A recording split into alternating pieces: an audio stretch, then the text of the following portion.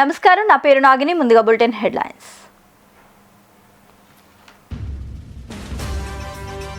Macherla MLA Pinnelli సోదరుల కోసం పోలీసులు వేట. హైదరాబాద్లో గాలింపు, ఫారెన్ కి పారిపోయారని వదంతులు. సంక్రాంతిని తలపించేలా ఓటింగ్ కూటమికే లాభం, అధికారంలోకి రావడం తథ్యమంటున్న గంట. మేమే గెలుస్తాం, 9న ప్రమాణ స్వీకారం అన్న బొత్స పగటి కలలు కనడం మానుకోవాలన్న రఘురామ. తప్పులు చేసి వాటిని కప్పిపుచ్చుకోవడం ఆ నేతకు అలవాటే. బెంగళూరు రేవ్ పార్టీలో కాకాణి స్టిక్కర్ పై సోమిరెడ్డి వ్యాఖ్య.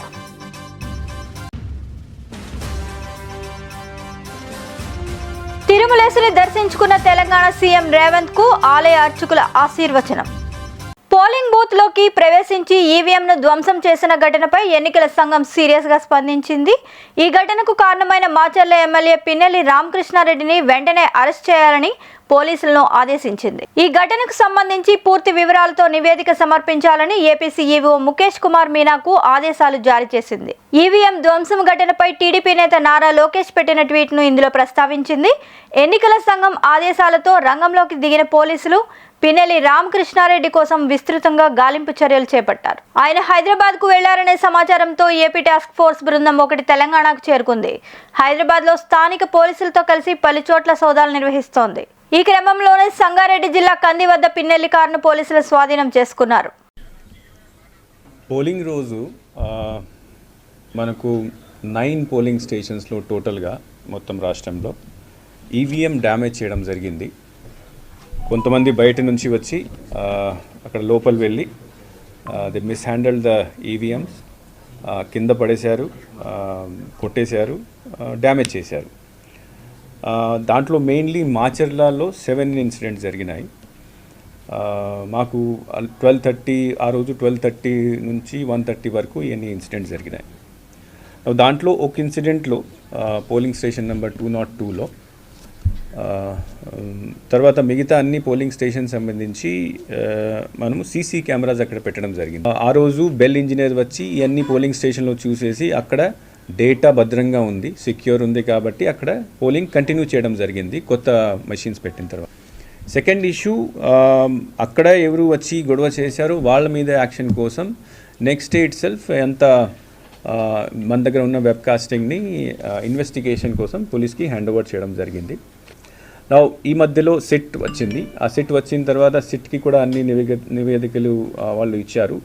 20th of this month 20th మేని సబ్ ఇన్స్పెక్టర్ రెంట్ చింతాల ఆయన కోర్టులో మెమో దాఖలు చేయడం జరిగింది. ఆ మెమోలో he has mention that the mister P Ramakrishna Reddy he has been mentioned as accused number 1. తర్వాత 10 సెక్షన్స్ కింద, అంటే దాంట్లో సెక్షన్స్ కూడా మార్చేసి ఇనిషియల్గా ఫస్ట్ రోజు ఫైల్ చేసినప్పుడు అన్నోన్ పర్సన్స్ మీద ఫైల్ చేయడం జరిగింది. దీని తర్వాత ఇన్వెస్టిగేషన్ చేసి ఈ వీడియో అన్ని చూసిన తర్వాత 20th కోర్టులో ప్రొడ్యూస్ చేసిన మిస్టర్ రామకృష్ణారెడ్డిని కూడా అక్యూజ్ నెంబర్ 1గా దాంట్లో ఇంక్లూడ్ చేయడం జరిగింది. So this issue, yesterday afternoon it was some video was released. So that video is correct, and then apart from filing this memo, 2 days back a file memo చేసిన తర్వాత ఆయన arrest చేయడం కోసం ప్రయత్నాలు స్టార్ట్ అయినాయి. నిన్న రాత్రి ఈసీ మళ్ళీ ఇప్పుడు దాకా ఎందుకు చేయలేదు, చాలా సీరియస్గా దీన్ని తీసుకొని you should arrest him immediately orders కూడా ఇవ్వడం జరిగింది. సో ఎఫ్ఐఆర్ ఆల్రెడీ అంటే మెమో ద్వారా ఆయన పేరు ఆల్రెడీ ఇంక్లూడ్ చేయడం జరిగింది. అరెస్ట్ కోసం నిన్నటి నుంచి ప్రయత్నాలు జరుగుతున్నాయి. పోలీస్ వారు ఇచ్చిన ఇన్ఫర్మేషన్ ప్రకారం మార్నింగ్ వాళ్ళ హౌస్కి కూడా రైడ్ చేయడం జరిగింది. He was not found. So several teams are now moving around to arrest the person. Election commission has said that such incidents are very ఏపీలో పోలింగ్ సరళి చూస్తే ఓటర్లు కూటమికే పట్టం కట్టారని, సంక్రాంతి పండుగను తలపించే విధంగా వివిధ రాష్ట్రాల నుంచి ప్రజలు తరలి వచ్చి ఓట్లు వేశారని మాజీ మంత్రి కూటమి ఎమ్మెల్యే అభ్యర్థి గంటా శ్రీనివాసరావు అన్నారు. బుధవారం ఆయన విశాఖలో మీడియాతో మాట్లాడుతూ ప్రజల్లో ఒక కసి కనిపించిందని, అందుకే భారీగా పోలింగ్ జరిగిందని, కూటమికే పాజిటివ్ వేవ్ ఉందని అన్నారు. ఐపాక్ టీంతో సీఎం జగన్ మాట్లాడుతూ ఫలితాలు చూసి షాక్ అవుతారని అన్నారని, నిజంగా ఫలితాలు వచ్చిన తర్వాత జగన్ షాక్ కావాల్సిందేనని గంటా శ్రీనివాసరావు అన్నారు. మొన్న 13వ తారీఖు పోలింగ్ అయిన తర్వాత ఆ పోలింగ్ సరళి కానీ పోలింగ్ ముందు జరిగిన పరిణామాలు కానీ చూస్తూ ఉంటే ఎన్నిక అనేది ఏకపక్షంగా కూటమి వైపు ప్రజలు మొగ్గు చూపారనేది మనకు అర్థమవుతూ ఉంది. దానికి అంతకు ముందు జరిగిన పోస్టల్ బ్యాలెట్లో కానీ అలాగే హైదరాబాద్ నుంచి బెంగళూరు చెన్నై నగరాల నుంచి ప్రజలు ట్రైన్స్లో బస్సుల్లో యాలాడుతూ వాళ్ళు వచ్చిన తీరు, టోల్ గేట్స్ దగ్గర రద్దీ, ఇవన్నీ సంక్రాంతి పండుగను తలపించే విధంగా ప్రజలు వచ్చి ఓట్లేసిన విధానం కానీ అలాగే పర్సంటేజ్ ఆఫ్ పోలింగ్ ఎక్కడ చూసినా కూడా గతంలో కంటే కూడా 2-3% మినిమం ఎక్స్ట్రా, కొన్ని చోట్ల అయితే 10%, 11% కూడా ఎక్స్ట్రా పోలేదు. అంటే ప్రజల్లో ఒక కసి, ఈ ప్రభుత్వానికి ఎట్టి పరిస్థితుల్లో కూడా బై చెప్పాలన్న ఒక ఆలోచన, వాళ్ళ కసి ఆ ఓటింగ్లో కనిపించింది. వీటన్నిటితోటి అంతేకాకుండా మనం పోలింగ్ అయిన తర్వాత కూడా 175 కాన్స్టిట్యున్సీల్లో మరి చంద్రబాబు నాయుడు గారు, పవన్ కళ్యాణ్ గారు అలాగే పురంధేశ్వరి గారి ఆదేశాల మేరకు మొత్తం రివ్యూలు కూడా చేసుకుంటే బూత్ వైజ్ కూడా అనాలిసిస్లో ఎక్కడ చూసినా కూడా ఒక పాజిటివ్ వేవ్ కూటమికి కనిపించిన విషయం మనం చూస్తూ ఉన్నాం. అయితే దీన్ని డైవర్ట్ చేస్తూ వైసీపీ నాయకులు జగన్మోహన్ రెడ్డి గారు మొన్న లండన్ వెళ్ళే ముందు ఆయన పీకే టీం ఏదైతే ఐపాక్ టీం ఉందో ఐపాక్ టీంతో మాట్లాడినప్పుడు ఆయన చేసిన కామెంట్స్ కానీ ప్రజలు షాక్ అవుతారని చెప్పాడు. ప్రజలు, దేశం కూడా డెఫినెట్గా మేము కూడా అంటా ఉన్నాం. ఎందుకంటే ఖచ్చితంగా షాక్ అవుతారు. ఎందుకంటే ఆ రిజల్ట్స్ అంత ఏకపక్షంగా కూటమి వైపు రాబోతా ఉంది. ప్రజలు, దేశంతో పాటు జగన్మోహన్ రెడ్డి కూడా గ్యారెంటీగా షాక్ అవుతాడు. ఎందుకంటే ఆయన ఊహించిన విధంగా ఫలితాలు రాబోతూ ఉన్నాయి. దాంతోపాటు ప్రత్యేకించి విశాఖపట్నంలో వైవి సుబ్బారెడ్డి గారు కానీ మరి అలాగే బొత్స సత్యనారాయణ గారు కానీ గత 7 రోజులుగా వాళ్ళు ఆడుతున్న మైండ్ గేమ్ చూస్తే రానున్న ఎన్నికల ఫలితాల్లో వైఎస్ఆర్ కాంగ్రెస్ పార్టీ 175 చోట్ల ఘన విజయం సాధిస్తుందని జూన్ 9న వైఎస్ఆర్ కాంగ్రెస్ పార్టీ అధినేత వైఎస్ జగన్మోహన్ రెడ్డి విశాఖపట్నంలోనే ముఖ్యమంత్రిగా ప్రమాణ స్వీకారం చేస్తారని పార్టీ తరపున గతంలోనే చెప్పానని విద్యాశాఖ మంత్రి బొత్స సత్యనారాయణ గుర్తు చేశారు. విద్య, వైద్యం రంగాలకు సంబంధించి ప్రభుత్వం అమల్లోకి తెచ్చిన సంస్కరణలను ఇంకా కొనసాగిస్తామని, మళ్ళీ అధికారంలోకి రాగానే అలాగే వాటి అమలును కొనసాగిస్తామని మంత్రి బొత్స సత్యనారాయణ తెలిపారు. ఎందుకు ఎన్నుకోవాలి, ఈ వ్యక్తిని ఎందుకు ఎన్నుకోకూడదు, ఈ పార్టీని ఎందుకు ఎన్నుకోవాలి, ఈ పార్టీని ఎందుకు ఎన్నుకోకూడదు, ఇవన్నీ ఇవాళ జగన్మోహన్ రెడ్డి గారిని వ్యక్తిగతంగా జగన్మోహన్ రెడ్డి గారి పరిపాలన, రాష్ట్ర ప్రభుత్వ 5 సంవత్సరాల పరిపాలనని చూసి ఎన్నుకోమంటున్నాం. మేము చేస్తున్న సంక్షేమం కానీ లేదు చేస్తున్న రిఫార్మ్స్ కానీ, రిఫార్మ్స్ మామూలు రిఫార్మ్స్ కాదు, ఇవి రెవల్యూషనరీ రిఫార్మ్స్. విద్యలోను వైద్యంలోనూ అయితే దేశంలో ఎక్కడ చేయట్లేదు ఈ రిఫార్మ్స్. గోల్పేట అందరూ ఏది సంక్షేమం అని వెల్ఫేర్ కింద పోయింది. వెల్ఫేర్ ఉండడం ఏమైంది? పర్సనల్గా మన పేయింగ్ కెపాసిటీ పెరిగింది, మన దాని నుంచి వచ్చి వారి తాలూకా తలస ఆదాయం పెరిగింది, తద్వారా జీడిపి పెరిగింది. ఇవన్నీ వచ్చాయి. గ్రామాల్లోకి వెళ్తే, నేను గ్రామాల్లో తిరిగాను కదా సార్, అది మీరే నేను రేపు అడగండి. నువ్వు ఉద్యోగం చేసుకున్నాక మీరు మీ అందరూ ఉద్యోగం చేసుకున్నాక మీ ఊర్లోకి మీరు వెళ్ళి నీకు మా ఊరికి 30,000, 40,000, 50,000 రూపాయలు చెప్తారు కదా మీకు. జూన్ 9న విశాఖలో జగన్ ప్రమాణ స్వీకారం ఉంటుందన్న మంత్రి బొత్స సత్యనారాయణ వ్యాఖ్యలపై నర్సాపురం ఎంపీ రఘురామకృష్ణంరాజు వ్యంగ్యాస్త్రాలు సంధించారు. విజయనగరంలోని పైడితల్లి అమ్మవారిని దర్శించుకున్న రఘురామ ఆ తర్వాత మాజీ మంత్రి అశోక్ గజపతిరాజును మర్యాదపూర్వకంగా కలిశారు. రాష్ట్రంలో బోలెడు సమస్యలున్నాయని, జగన్ దిగిపోవడమే వాటన్నింటికీ పరిష్కారమని అన్నారు. జరగాలి అంటే అభివృద్ధి సైమల్టేనియస్ గా వాయు వేగంతో జరగాలి. ఢిల్లీతో సత్సంబంధాలు లేకపోతే అసలు మన రాష్ట్రాన్ని బాగా చేసుకోలేం. సో కాబట్టి ఢిల్లీతో సత్సంబంధాలు అన్నది చాలా అవసరం. అందులో నాకు ఏదో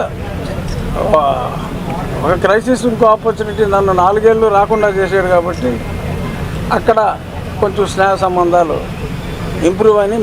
అంటే అసలు ఈ ముఖ్యమంత్రి పోవటమే రాష్ట్రానికి ఒక పెద్ద పరిష్కారం. వాళ్ళు ఐడెంటిఫై కూడా చేశారు, మీకు తెలీదా? వైజాగ్ పిచ్చి హాస్పిటల్లో పెట్టుకుంటున్నారు, మెంటల్ హాస్పిటల్లో పెట్టుకుంటున్నారు. ఒక మాక్ స్వేరింగ్ ఇన్ సెరిమనీ జరగబోయేది అదే. భస్మాసురుడు అతను. మంచి అవకాశం ఇచ్చారు, బట్ అతని నెత్తి మీద ఎవడో చేపెట్టలా, అతనే చేపెట్టుకున్నాడు. అసెంబ్లీలో డైరెక్ట్గా మీరు జగన్ ఎదుర్కోబోతున్నారు. మీరు అసెంబ్లీలో అసలు రాడండి అతను అసెంబ్లీకి, నెగ్గుతాడు కానీ రాడు. రాడు, ఎంటర్ అవ్వడు. మీరు చూసుకోండి కావాలంటే. ఆ టార్చర్ ముందు వరకు నేను జగన్లో మార్పు రావాలని కోరుకున్నా. ఆ రోజు మే 14వ తారీఖు రాత్రి నేను చచ్చిపోతానని అనుకున్నా. ముందు తాడు తీశారు, మెడకేసేస్తారనుకున్నా, కాళ్ళు కట్టి కొడత మొదలెట్టాను. ఆ రోజే చనిపోతాను అనుకున్నా. ఆ రోజు నేను అనుకున్నది ఏంటంటే, ఇప్పుడు దాకా వీళ్ళు మార్పు కావాలని కోరుకున్నాం, ఇప్పుడు ఇతను మార్చాలి అని చెప్పి నేను మంగమ్మ శపథం లాగా ఒక శపథం అయితే పట్టా. సరే, నా శపథం చంద్రబాబు నాయుడు గారు, కళ్యాణ్ గారు అందరూ తీర్చారు. బట్ ఆ రోజు శపథం పట్టా, ఇంకా లాభం లేదురా బాబు, మార్చాలి, వాళ్ళలో మార్పు రాదు. మార్చాలి అని అనుకుంటే నన్ను చంపాలనుకున్నాను, హతమార్చాలనుకున్నాను. ఇంకెందుకు అని ఆ రోజు నేను అనుకున్నంత మాత్రాన్ని మారేయడానికి కాదు, అలా నాలాగే అందరూ అనుకోబట్టి ఇవాళ ఈ పరిస్థితి వచ్చిందని నేను అనుకున్నాను. కానీ ఎంతో అభివృద్ధి చెందింది విశాఖపట్నం. ప్రజలు ఊపిరికి తీసుకుంటారు. ఇప్పుడు అక్కడి నుంచి వెళ్ళిపోయినందుకు వాళ్ళు కాదన్నారు, ఇక్కడికి వస్తానన్నందుకు ఉత్తరాంధ్ర వాళ్ళు భయపడి వీళ్ళు కాదన్నారు. మొత్తం ఆల్అవుట్, అసలు డౌటే లేదు. రాయలసీమలో కొన్ని సీట్లు వస్తాయి. అది గొర్రె కషాయం నమ్ముతుందని వాళ్ళు నమ్మారు కొంచెం అని నా సర్వేలో తెలుసు. చూద్దాం ఏమవుతుంది. ప్రజలైతే సుఖశాంతులతో ఉంటారు. జూన్ 4వ తారీఖు యువజన శ్రామిక రైతు కాంగ్రెస్ పార్టీకి పెద్ద కర్మ నిర్వహించబడును. అందులో ఎటువంటి అనుమానం లేదు. మరణం మే 14 నా పుట్టినరోజు నాడు అయింది. పెద్ద కర్మ జూన్ 4, ఎటువంటి సందేహం అక్కడ. ఆంధ్రప్రదేశ్లో అల్లర్లకు వైకాపానే కారణమని సిపిఐ జాతీయ కార్యదర్శి నారాయణ ఆరోపించారు. చంద్రగిరి తెదేపా ఎమ్మెల్యే అభ్యర్థి పులివర్తి నానిపై పథకం ప్రకారమే దాడి చేశారని పేర్కొన్నారు. బాధితులకు సంబంధించిన కారులో కెమెరా ఉండటం వల్లే దాడి ఘటనలో ఆధారాలు లభించాయని తెలిపారు. ఏపీలో ఇప్పటికీ వైకాపాకు పోలీసులు అనుకూలంగా వ్యవహరిస్తున్నారని ఆరోపించారు. ఢిల్లీలో బీజేపీ ఎక్కడ గెలిచే అవకాశాలు లేవు. కాంగ్రెస్, ఆమ్ ఆద్మీ పార్టీ రెండు కలిసిన తర్వాత, అందులో కేజ్రీవాల్ని అరెస్ట్ చేసిన తర్వాత వచ్చిన ఇన్ఫ్లుయెన్స్ చూశాక ఎన్ మాస్గా ఢిల్లీలో ప్రజలు బీజేపీని ఓడించేందుకు సిద్ధపడుతున్నారు. ఏంటంటే ఆంధ్రప్రదేశ్ సంబంధించి సిట్ వేశారు. అప్పుడే మేము చెప్పాం, ఈ సిట్ వేస్ట్, దీనివల్ల పెద్ద ఉపయోగం ఉండదని చెప్పాం. అయినా సిట్ వేశారు. ఎలక్షన్స్ అప్పుడు నేను ప్రత్యక్షంగా చూసాను, మిగతా చాలా పేపర్లు చూశాను. ఆ రోజు తిరుపతిలో ఉన్నా నేను. చంద్రగిరి ఎమ్మెల్యే జరిగిన దాడి, మహిళా యూనివర్సిటీలో స్ట్రాంగ్ రూమ్ ఉంది, మిషన్స్ అంతా అక్కడ డంప్ చేశారు. అక్కడ కెమెరాలు లేవు, పోలీస్ డిపార్ట్మెంట్ కూడా లేదు, సెషన్ లేదు. మా పార్టీ వాళ్ళు అంటే ఎన్నికల ఆఫీసర్లు మాత్రం ఉన్నారు అంతే, నో సెక్యూరిటీ. చివరిలో క్యాండిడేట్ వచ్చాడు, అతన్ని ఎమ్మడిస్తూ వచ్చారు, ప్లాన్ చేశారు, పథకం ప్రకారం జరిగిన దాడే. వెంటనే టీడీపీ క్యాండిడేట్ నాని పైన దాడి చేశారు. అది కూడా అట్లా స్పాంటేనియస్గా జరిగితే మనం అర్థం చేసుకోవచ్చు. ఇప్పుడు తెనాలి స్పాంటేనియస్ జరిగింది, ఎమ్మెల్యే వచ్చి వాడు కొట్టాడు, వాడు వీడిని కొట్టాడు. బట్ ఇది పథకం ప్రకారం రాడ్లు, కత్తులతో పాటు సమిటి తీసుకొచ్చి అతని మీద దాడి చేశారు. అది కానీ తల మీద బట్టి ఉంటే ఆన్ స్పాట్ చనిపోయేవాడు. అది భుజం మీద పడింది కాబట్టి భుజం కీలు తొలగిపోయింది. సరే, గన్మెన్ కాపాడాడు. అది కూడా ఎట్ట పడింది, వాళ్ళ కారులో అంతకు ముందర కెమెరాలు పెట్టారు. ఆ కెమెరా ఎవిడెన్సే, లేకపోతే అసలు ఎవిడెన్సే ఉండేది కాదు. అంతకు ముందర దిగి పెట్టారు కెమెరాలు, వాళ్ళ కారులో కెమెరాలు పెట్టడం వల్ల. తిరుమల శ్రీ వెంకటేశ్వర స్వామి వారిని తెలంగాణ ముఖ్యమంత్రి రేవంత్ రెడ్డి దర్శించుకున్నారు. బుధవారం వీఐపీ విరామ సమయంలో కుటుంబ సభ్యులతో కలిసి స్వామివారి సేవలో పాల్గొని మొక్కులు చెల్లించుకున్నారు. ఆలయ మహాద్వారం వద్ద ఆలయ అధికారులు, అర్చకులు రేవంత్ రెడ్డికి స్వాగతం పలికి దర్శన ఏర్పాట్లు చేశారు. రెండు రాష్ట్రాల అభివృద్ధి పదం వైపు నడవాలని ఆంధ్రప్రదేశ్లో ఏర్పడబోయే ప్రభుత్వము ఆ రాష్ట్ర ముఖ్యమంత్రితో తెలంగాణ ముఖ్యమంత్రిగా సత్సంబంధాలతో సమస్యలన్నిటిని కూడా పరిష్కరించుకొని కలిసికట్టుగా నడిచి రెండు రాష్ట్రాలు అభివృద్ధి పదం వైపు నడిపించే విధంగా ఒకరికి ఒకరు సహకరించుకొని ముందుకు వెళ్ళాలని ఆకాంక్షించను. అదేవిధంగా తెలంగాణ రాష్ట్ర ప్రభుత్వం తరఫున కొండ మీద ఒక సత్రం నిర్మాణము, కళ్యాణ మండపం నిర్మించి తెలంగాణ నుంచి వచ్చే భక్తులకే కాకుండా దేశం నలుమూలల నుంచి స్వామివారిని సందర్శించుకునే భక్తులందరికీ కూడా సౌకర్యాలు కల్పించడంలో తెలంగాణ రాష్ట్ర ప్రభుత్వం కూడా భాగస్వామ్యం తీసుకోవాలనుకుంటుంది. ఈ ఫలితాల ప్రక్రియ ముగిసిన తర్వాత తప్పకుండా తెలంగాణ రాష్ట్ర ప్రభుత్వం తరఫున సత్ర నిర్మాణానికి అవకాశం ఉంటే కళ్యాణ మండపం నిర్మించి స్వామివారి సేవ కొనసాగించాలని రాష్ట్ర ప్రభుత్వం భావిస్తుంది. తప్పకుండా తొందరలోనే ఆంధ్రప్రదేశ్ ముఖ్యమంత్రిని కలిసి విజ్ఞప్తి చేసి ఇక్కడ స్వామివారి సేవలో తెలంగాణ రాష్ట్ర ప్రభుత్వం కూడా భాగస్వామ్యం తీసుకోవాలని కోరుకుంటున్నాను. కొండ మీద రాజకీయాలు మాట్లాడకూడదు. తప్పకుండా మంచి వాతావరణం ఉంది, వాతావరణం కూడా అనుకూలించింది. గత సంవత్సరం కరువు వచ్చిన తాగునీటి సమస్య ఉన్న లోక్సభ ఎన్నికల పోలింగ్ 5 విడతలు పూర్తయ్యేసరికి మూడోసారి మోదీ సర్కార్ అధికారంలోకి రావడం ఖాయమైందని ప్రధానమంత్రి నరేంద్ర మోదీ ధీమా వ్యక్తం చేశారు. ఉత్తరప్రదేశ్లోని బస్తీలో బుధవారం నాడు జరిగిన ఎన్నికల ప్రచార ర్యాలీలో ప్రధాని మాట్లాడుతూ కాంగ్రెస్, సమాజ్వాదీ యువరాజులు కలిసి యూపీలో 78 సీట్లు గెలుస్తామంటూ వదంతులు సృష్టిస్తూ పగటి కలలు కంటున్నారని అన్నారు. ప్రధాని మోదీ సభలో ఉత్తరప్రదేశ్ ముఖ్యమంత్రి యోగి ఆదిత్యనాథ్ కూడా పాల్గొని ప్రసంగించారు. शाम को मैडम सोनिया जी की टोली कांग्रेस दफ्तर में घुस गई और ये अति पिछड़े समाज के सीताराम केसरी को बाथरूम में बंद कर दिया. कांग्रेस के राष्ट्रीय अध्यक्ष को बाथरूम में बंद कर दिया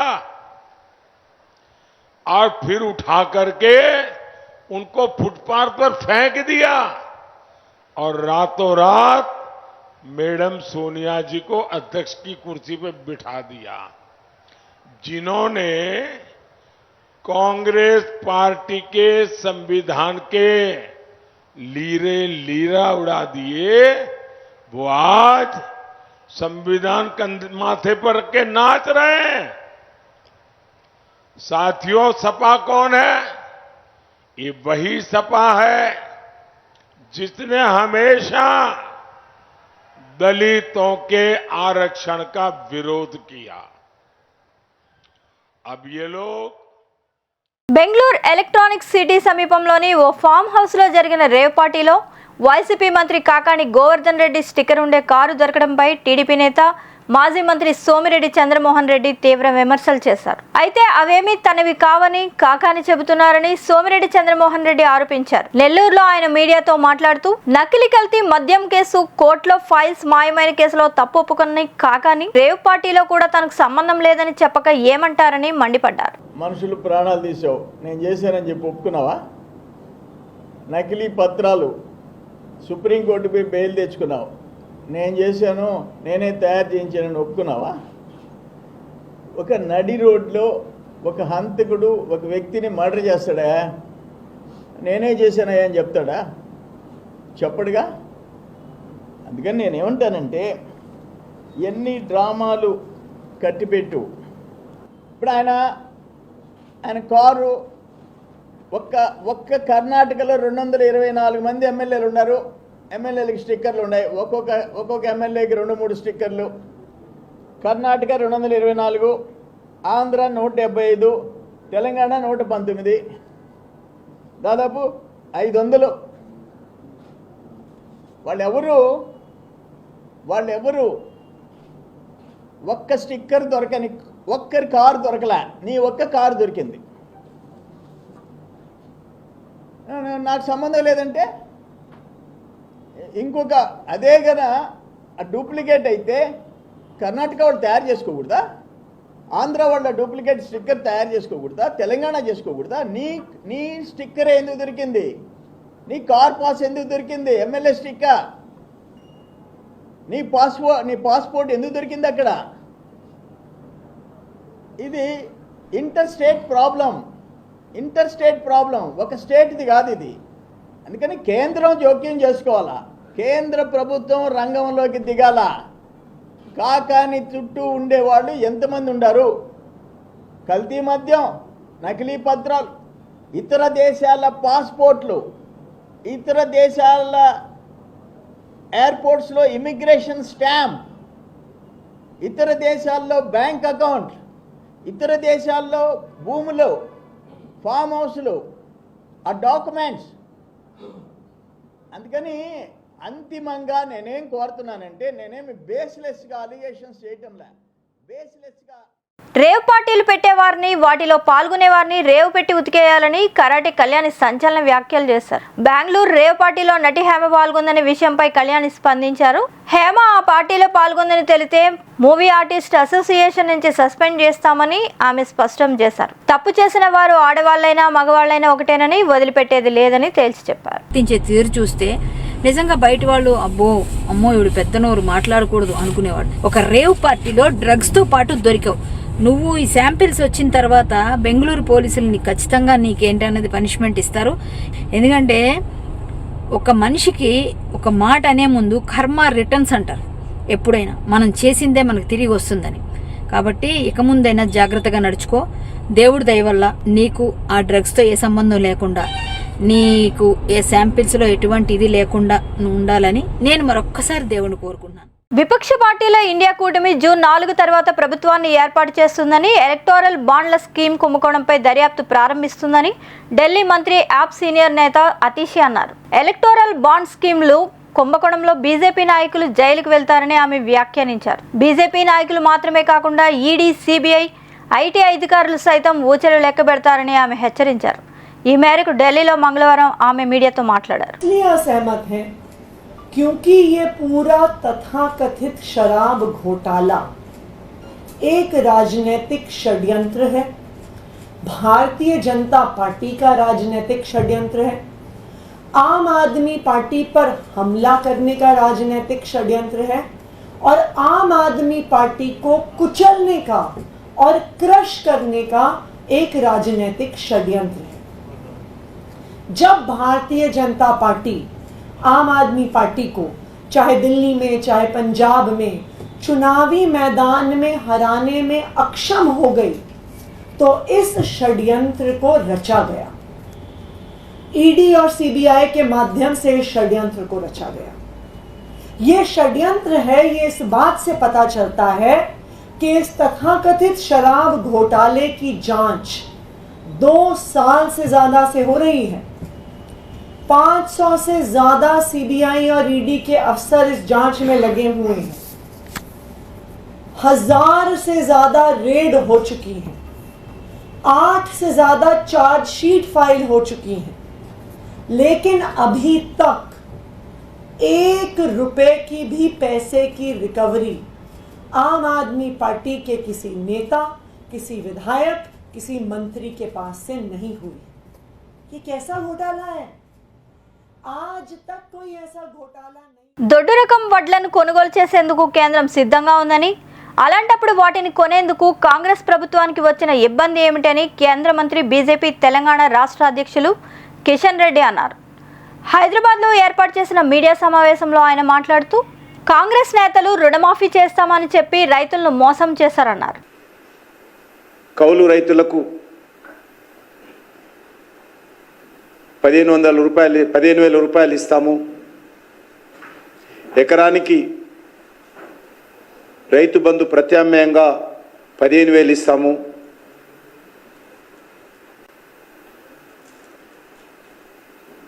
వరి పంటకు క్వింటాలకు 500 బోనస్ ఇస్తాము,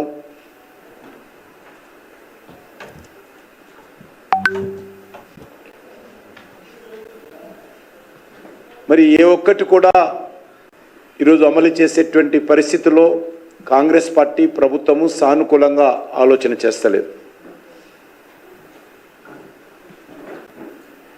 రైతులను నమ్మబలికి అధికారంలోకి వచ్చిన తర్వాత ఈరోజు న్యాయవంచన చేస్తూ ఉంది రేవంత్ రెడ్డి గారి ప్రభుత్వం. ఖమ్మం, వరంగల్, నల్గొండ పట్టభద్రుల ఎమ్మెల్సీ ఎన్నికల్లో కాంగ్రెస్ అభ్యర్థి గెలిస్తే టెట్ పరీక్ష ఫీజు 20,000 చేస్తారని BRS party working president KTR పేర్కొన్నారు.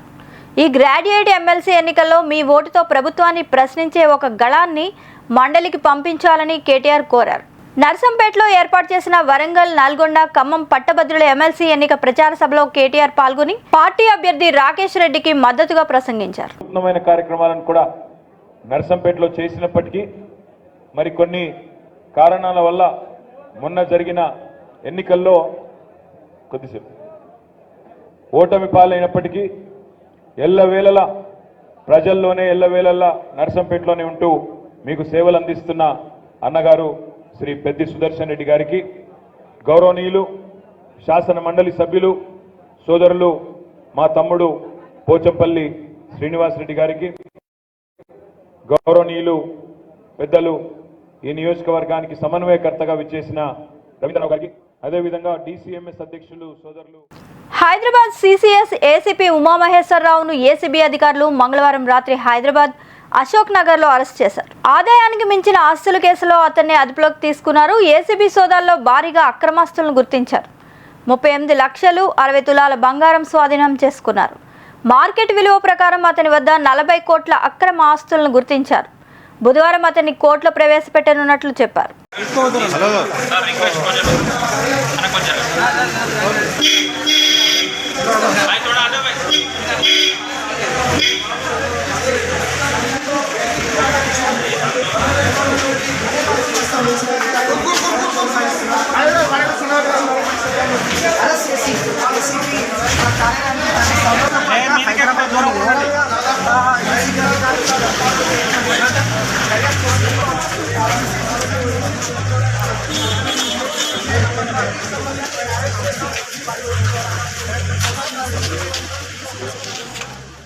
ఉమ్మడి నిజామాబాద్ జిల్లాలో మిగిలిన 35,000 మెట్రిక్ టన్నుల ధాన్యాన్ని 4 రోజుల్లో కొనుగోలు చేయాలని కామారెడ్డి, నిజామాబాద్ జిల్లాల ప్రత్యేక అధికారి డాక్టర్ ఏ శరత్ అన్నారు. కలెక్టర్ జితేష్ వి పాటిల్, అదనపు కలెక్టర్ చంద్రమోహన్, జిల్లా పౌర సరఫరాల, సహకార శాఖ, మార్కెటింగ్, రవాణా, వ్యవసాయ శాఖల అధికారులతో ఆయన పరిస్థితిని సమీక్షించారు. జిల్లాలో ఇప్పటి వరకు 2.65 లక్షల మెట్రిక్ టన్నుల ధాన్యం కొనుగోలు జరిగిందన్నారు.